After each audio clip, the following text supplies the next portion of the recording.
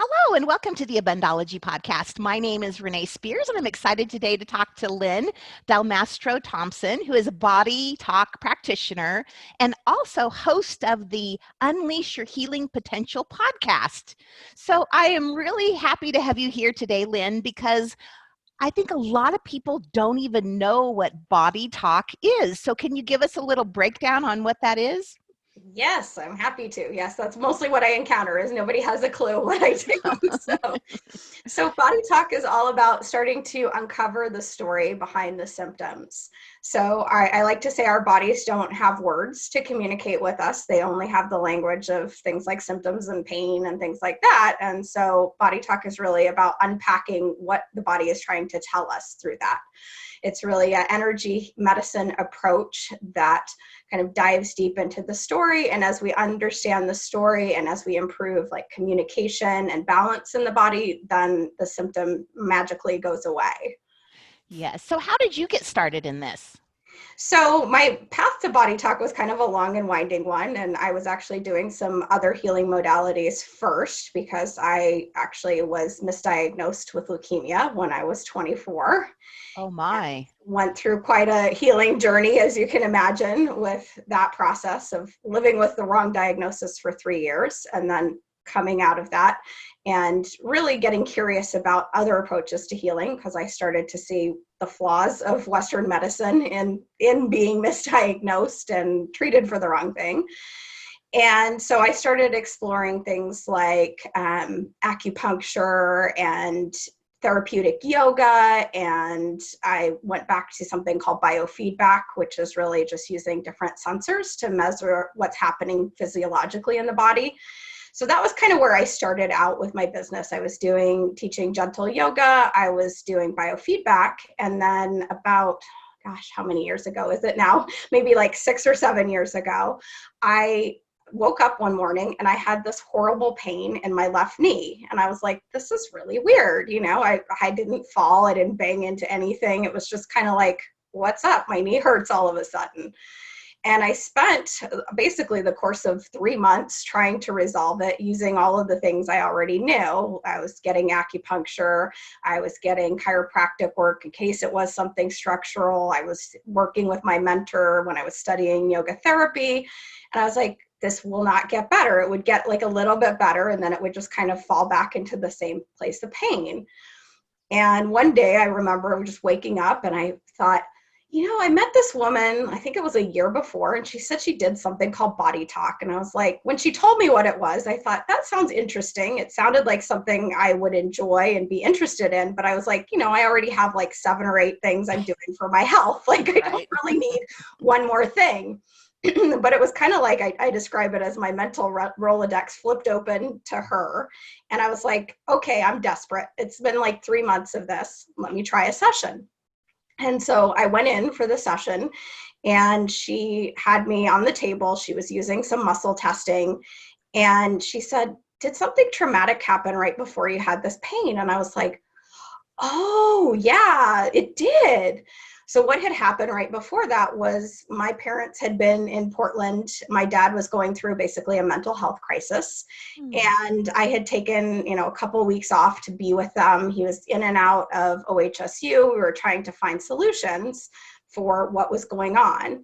And then I did the business owner thing after that. I'd taken 2 weeks off and they went home and I was like, okay, I got to get back to work. And then the pain started because it was like my body was trying to say, hello, you just went through like something pretty traumatic. And now you're just like trying to just jump back into life.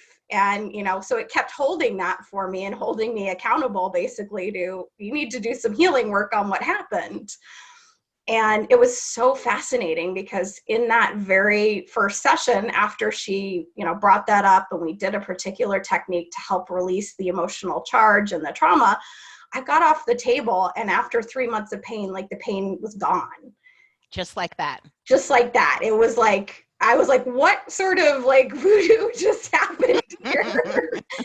It was so amazing to me. It was so amazing how she could figure out, what had happened, how my body could release that so quickly, you know, and I was like, this is so much faster. What I found over time is it's so much faster sometimes than therapy for certain things, because we can release it from the body instead of like processing it through the conscious mind that can take, you know, I mean, there were things I talked about in therapy for years.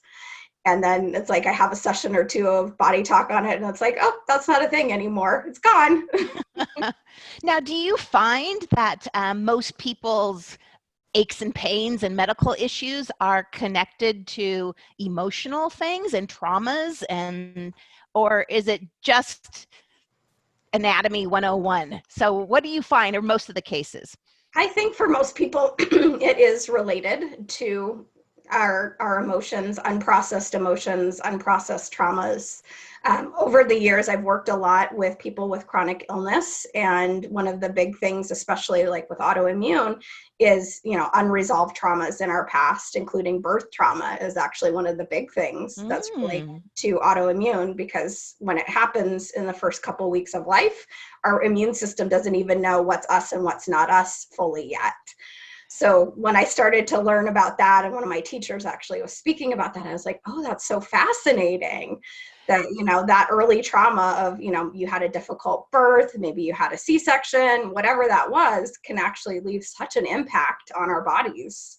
That is fascinating. And we can, I understand things that happen when you're a child, or, you know, like what happened with your father, that there's a direct correlation, but it's so fascinating to me that something before you can even talk or walk or anything can happen that you're even unaware of that affects you.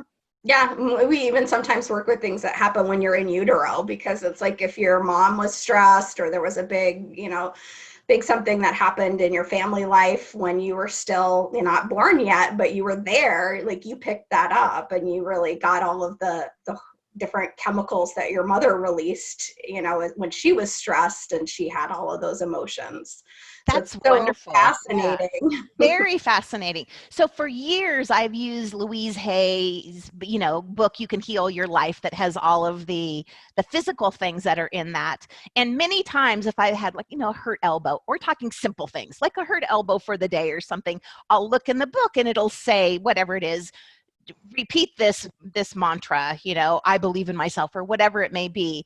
And at the time I'm thinking, oh, that's not me, I already and then I'll do the mantra anyway, and lo and behold, sure enough, a day or two later the things clear up. It's fascinating to me, the connection Right. between our emotions and our inner life and our body. Yes, very, very fascinating. And, you know, a lot of the work in Body Talk comes also from like a consciousness perspective. So it's like, what's the job description of that area of the body, which is kind of, I think, what Louise Hay's Yeah, I book think so is too. based on, you know, and what is that reflecting, you know, like what does a heart issue have to do with? What's the consciousness of that area? What's the consciousness if you're having digestive problems, you know, if it's intestinal, what do the intestines do?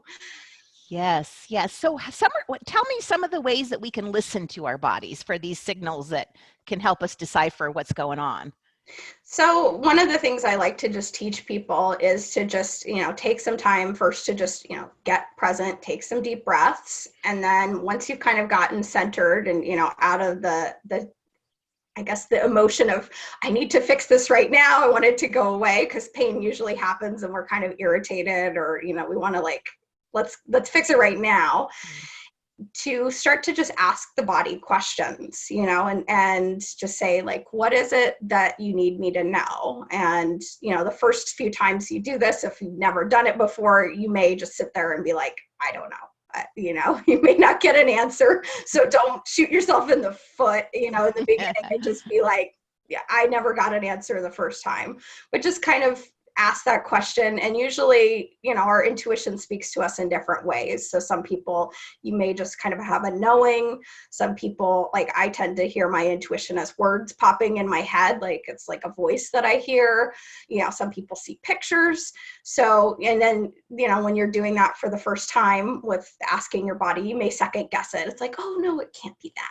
but usually it is the simple thing that pops in, and just learning to sit with it and start to trust it instead of saying, oh, no, it has to be something different. It has to be more complicated. I don't trust my intuition. I think people say that with their intuition with everything, like, oh, it Exactly. can't be that, Right. It's too obvious, or, it just like popped right in my head so quickly, and it's like, or it's so simple. It's like, yeah, but sometimes it is just simple. It doesn't have to be a big, long novel of a message. It could just be, hey, you've been sitting at your desk way too long. When's the next time you're actually going to get up and move around and exercise? Oh, I like that. That's so great because, we were talking about, oh my gosh, did this happen in utero, to me? And it's just get up and stretch your body sometimes. We don't have to go to the extreme that something, traumatic happened to me when I was 2, which may be the case, but. Right. And that's usually what I say, if you try this process on your own of just kind of asking your body and, what is it trying to tell me? What does it need from me?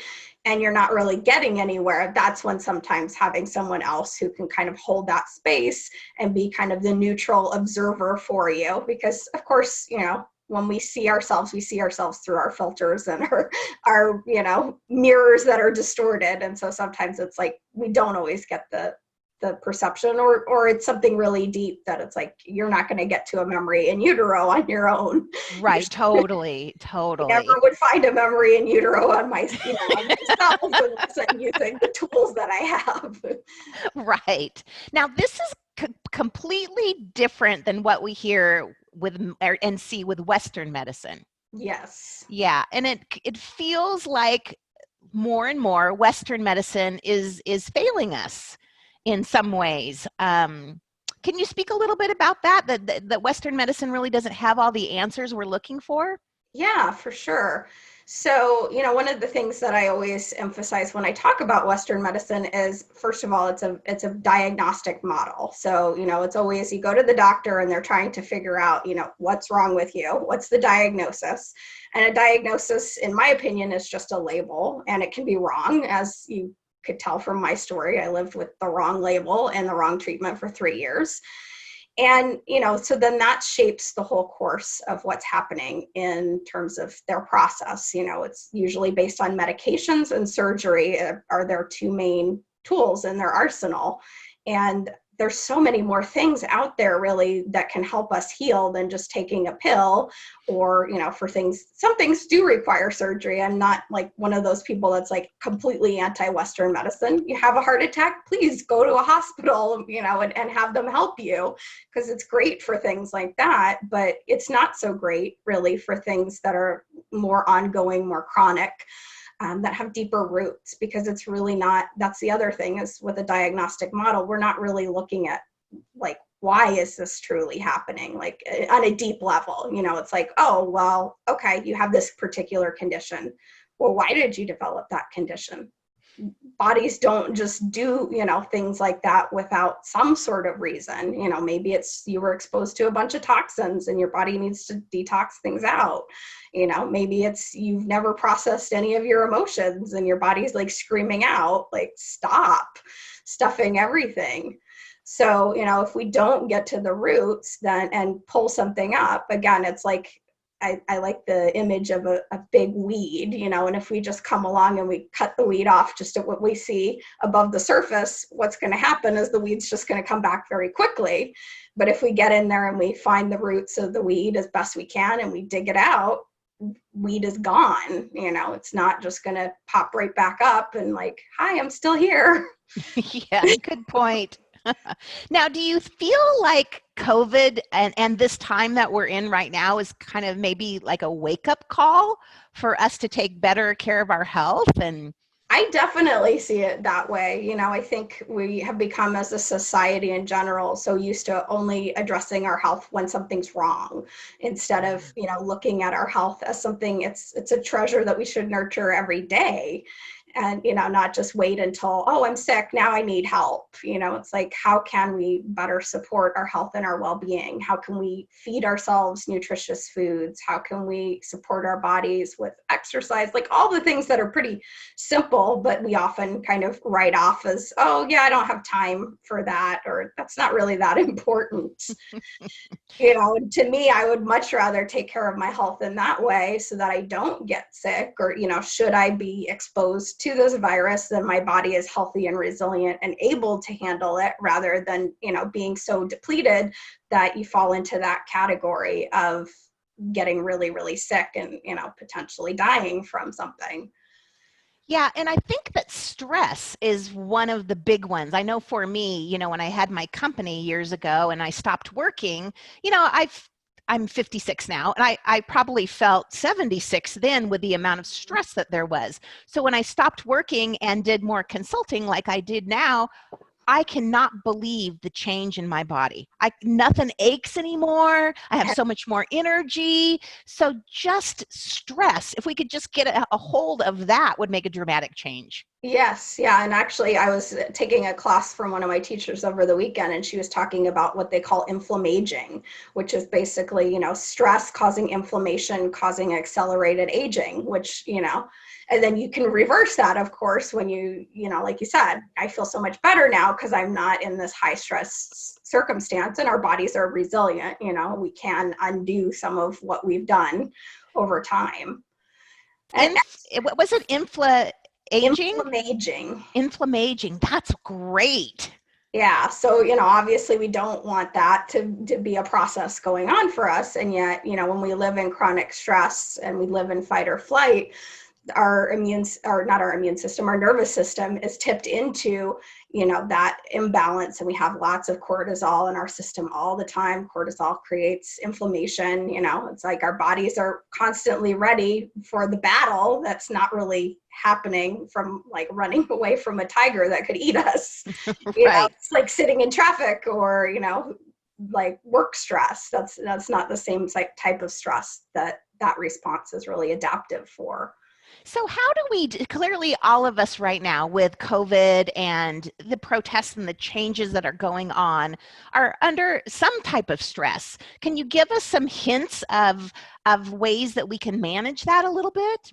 Yeah, so actually, one of the things to understand is there's more than one stress response. So we all have heard of fight or flight, and they have now teased out over the past maybe 20 or so years of research that there's two alternate stress responses that we can go into. And probably there's even more, but those are kind of what they've figured out and labeled so far. And one of the ones that I like to tap into is called challenge mode. And challenge stress is all about, like it sounds, overcoming a challenge. So if you can see this time as something that's a challenge, like maybe climbing a mountain, or, doing something that's not easy, but it's not going to kill us, right? Taking a long hike, unless you have some underlying condition, that it's going to aggravate, it's not going to kill us. So if we think of this as kind of a hike, we can start to think of, what resources do I have to address this particular challenge? What can I do? What can I learn? And, who can I reach out to for support?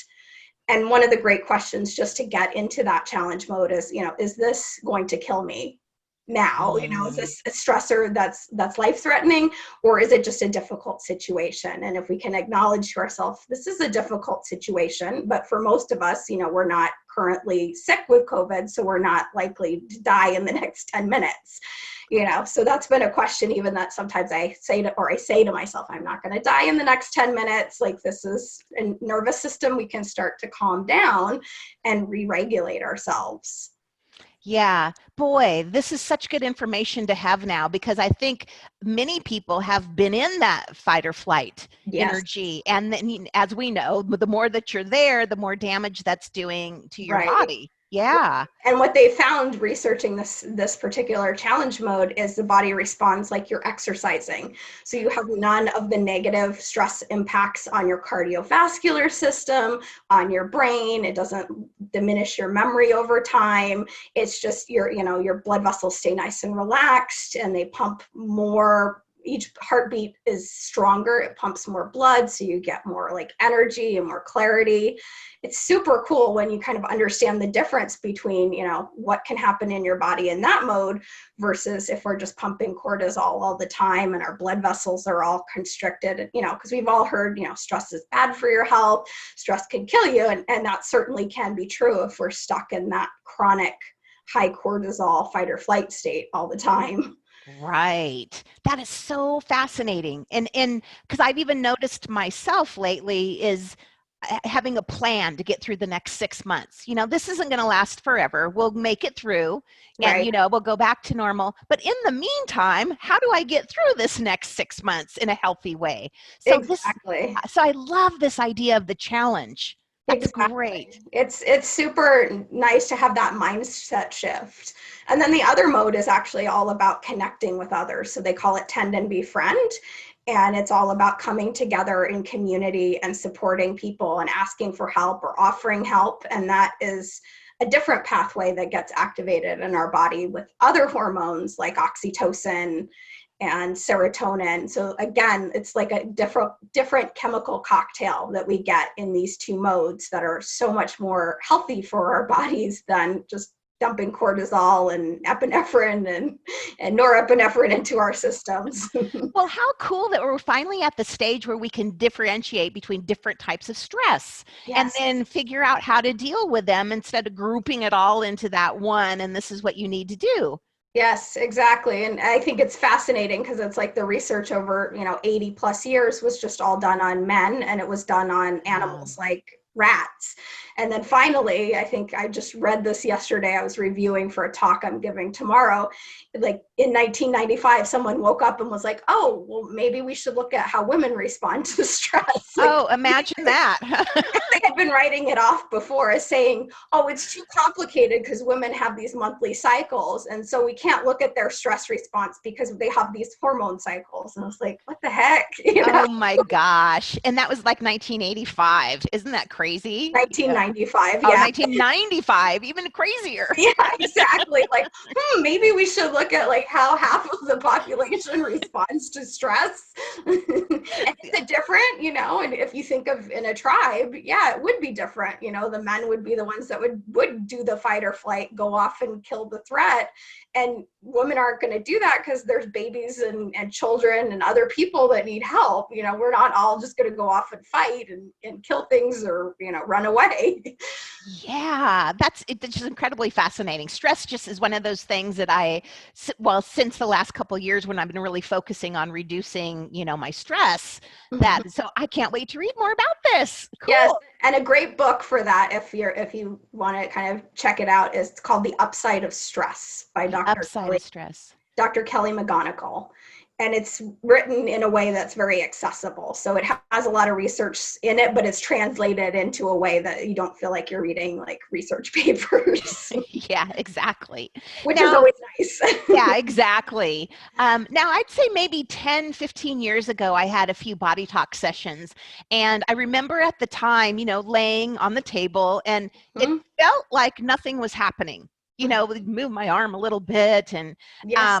you know, and then it's like, oh, what is going on? And then you get up though, you feel so different. It's almost, I don't know, amazing. Could I Yes. use that? Can I go to that word? Amazing? Yeah, I think it is. It is pretty amazing. And, you know, sometimes nothing feels like it's happening. And sometimes even you don't necessarily, depending on what you're working on, you may not get off the table. You may say, I hear people say, I feel really relaxed. But then it's like when we transition back into our lives and we're dealing with that circumstance that's maybe a stress trigger or, you know, whatever we're addressing, it's like, oh, yeah, something did shift, you know, but you couldn't put your finger on exactly what happened in the session. Yeah. You know, what's going on here? Yeah, exactly. What's going on here? Well, you have generously offered $20 off a session with you using the coupon code Abundology on your website. And I'll make sure I put the link in the show notes for that. But Yes. then also, in addition, thank you so much, you've offered a free inner peace guided meditation. Yes. So we could all use a little bit of, you know, inner peace at this time. For sure. Yeah. And I love doing guided meditations, and there's a few on my podcast too. So if you're really into guided meditations, you can look for a couple episodes on there that feature some meditations, because I think it's a powerful way to just help ourselves relax right now. And who doesn't need a little bit of de-stressing and relaxation right now? Exactly. We can all take all that we can get right now. So Exactly. thank you so much, Lyn. I've really enjoyed having you on here, and I've learned so much about stress in the last 10 minutes. It's fascinating. Yes, it's such a fascinating topic, and I hope that people start to realize, oh, it doesn't have to just be one thing. We can choose. It's kind of a choose your own adventure with stress. Choose your own adventure. That's great. All right. Thank you again. Yeah, thank you.